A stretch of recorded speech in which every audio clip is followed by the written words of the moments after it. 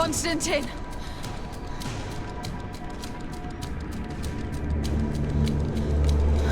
Restrain her!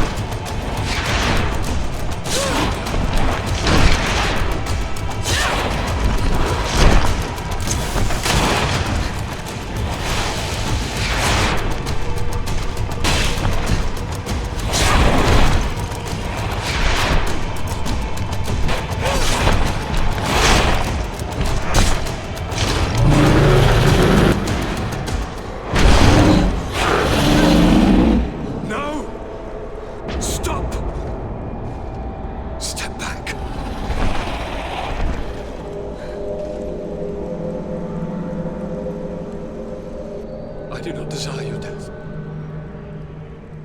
I'm sorry. Why? Why have you done this? But for you. For us. So that we may live free at last. This makes no sense. Constantine, it's madness. You don't understand because you're still attached to the old world. This old, dying world which, to survive, has betrayed, used, and manipulated us and would not have hesitated to kill us. Perhaps, but... I've seen death, cousin. And I understood the vanity of it all. My father's ruses just so he could earn more power. The political bowing and scraping to preserve corrupted nations. I have been offered unrivaled power, allowing me to get rid of this. To send the old world back to its inevitable death and to build something new here. Something unique. And this new world is my gift to you. You and I could be its new gods, the immortal and benevolent monarchs. He himself is the incarnation of the old world he is speaking of. He has its vices and its poison. For his own immortality, he's prepared to destroy everything around him, to break millennia of cycles.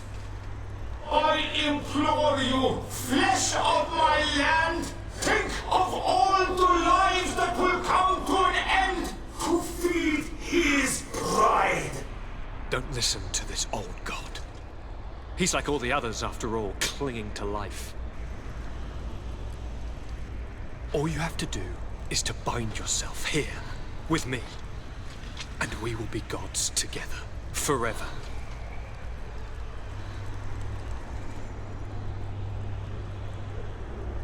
Come.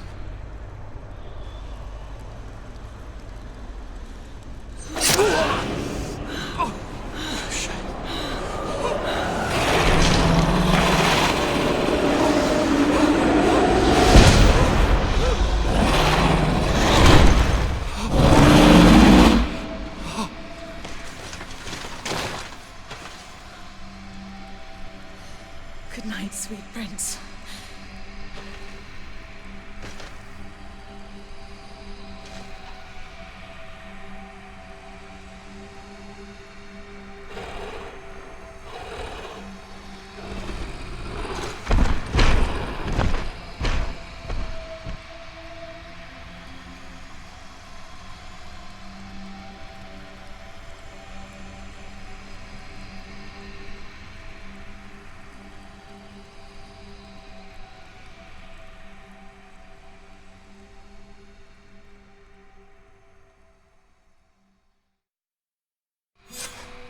After the fall of Constantine, my young student managed to establish stronger links between the old nations and the natives. Some of their donegada were even invited to the continent, and with their help, it slowly became a land filled with life again. And for the first time in a long while, the number of cases of the Malichor is decreasing.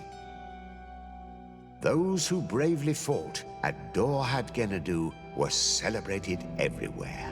After all, if it weren't for this unlikely alliance, the island would have fallen into Constantine's greedy hands. Sieglinde took Kurt as an advisor, but he insisted on keeping his place alongside his former student and friend, watching her back as he always had. Siora obtained the title of Marl of the Red Spears alongside her twin. She leads them with wisdom, but often reunites with the one she still calls her Karants. Afra set aside her weapons and went back to her research on the native culture and flora of the island. It is said that she is even writing a book with the help of Dunkas's clan when not visiting her friends. For his bravery, Vasco was awarded the rank of commander. He now travels the sea at the head of a whole fleet, but he often comes back to visit his sister-in-arms. Petrus's ambitions have finally been fulfilled. He obtained the much-coveted title of Cardinal. Despite the responsibilities implied by such a title, he still sometimes visits the one he calls his child. Despite the help Ulan received, which allowed him to restore the importance of the seaside Nemeus, he still had to renounce the role of Marl as he faced the contempt of the other clans. Her friendship with Aranaigse helped Deirdre to overcome her reticence. She willfully accepted to follow the orders of her new High King.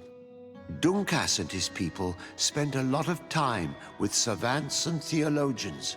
Patiently, they shared their knowledge of the earth and learnt new techniques from one another.